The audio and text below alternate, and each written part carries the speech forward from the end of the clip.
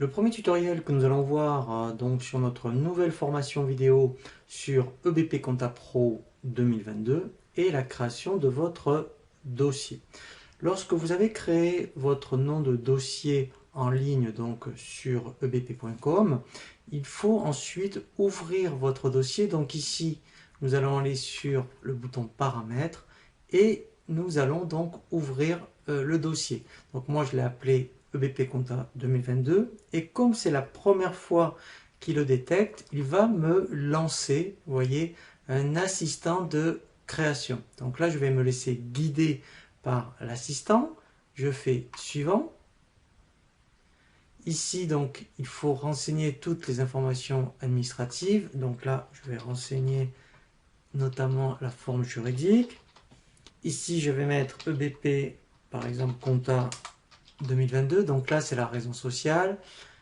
Vous pouvez mettre donc le nom du responsable. Je vais mettre ici donc les coordonnées. Donc là, je vous invite à le renseigner de façon le plus complet possible. Je continue, suivant. Ici, toujours pareil, il faut continuer à renseigner les informations, par exemple le téléphone, le numéro de téléphone, le site web, l'email. Ici, le numéro de TVA intracommunautaire. Et ici, très important, le mode de calcul de la TVA. Donc par défaut, il est donc au débit. Alors le débit, ce sont vraiment pour les activités de négoce. Si vous êtes en prestation de service, eh bien vous allez mettre sur les encaissements. Et si vous proposez à la fois donc des marchandises mais aussi de la prestation de service, eh bien je vous invite à mettre mixte. Ça, nous reviendrons donc en détail dans la formation sur des tutoriels spécifiques sur la TVA, à la fois au débit et aux encaissements. Donc dans un premier temps, moi ici je vais laisser au débit. Donc là il faut absolument mettre votre SIRET et votre code APE. Et ici donc laissez-le cocher, c'est pour quand vous avez renseigné des comptes clients et comptes fournisseurs pour les auxiliaires.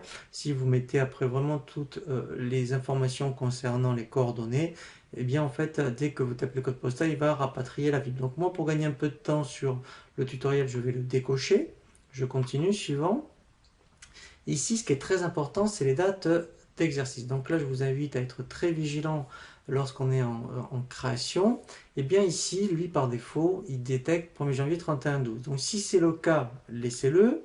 Il va générer après N+1. Mais ici, si vous êtes un exercice 1er septembre, par exemple 31-10, il faudra absolument le mettre. C'est très important parce qu'après, c'est irréversible. Concernant le plan comptable, donc là, nous, on va laisser le plan comptable de base. Si vous êtes, vous voyez, dans tout ce qui est agricole, association, eh bien, vous pouvez donc ici directement l'appliquer. Donc moi, je vais laisser de base. Et on va cocher gérer les comptes donc auxiliaires. Donc les comptes auxiliaires, c'est pour gérer spécifiquement les comptes de la classe 4 et notamment les comptes clients et fournisseurs. Ensuite, alors ça, enregistrement automatique de l'équilibre de l'écriture, donc ici c'est coché par défaut. Donc là, effectivement, si il y a une écriture qui n'est pas équilibrée, eh bien, effectivement, lui, il va donc le forcer, mais on verra que ça ne va pas n'importe où. Et ici, enregistrement automatique au lettrage, eh bien, effectivement, automatiquement, après, vos écritures, lorsqu'il y a des règlements, vont être lettrées. Donc là, je continue, suivant. Et ici, ce sont toutes les fonctionnalités disponibles. Donc, ici, en fait, on peut cocher, décocher à tout moment. Donc, dans un premier temps, en fait, par exemple, tout ce qui est analytique, je vais l'enlever. On va d'abord rentrer dans le logiciel et petit à petit, on va rajouter des modules complémentaires. Donc, comme l'analytique, c'est vraiment dépendant de la comptabilité, on peut le rajouter après. Après, ici, ce qui est très important, eh bien, effectivement, on verra donc ces deux modes de saisie, la saisie pratique, aussi bien pour les commerçants que pour effectivement tout type de société qui gère les achats, les ventes et la trésorerie. Donc ici, je continue, suivant, et je fais lancer. Il a donc bien créé ici mon dossier, donc là je fais fermer. Ici, donc vous voyez, j'ai bien mes dates d'exercice. Donc le prochain tutoriel que nous allons voir va concerner l'ergonomie et la navigation.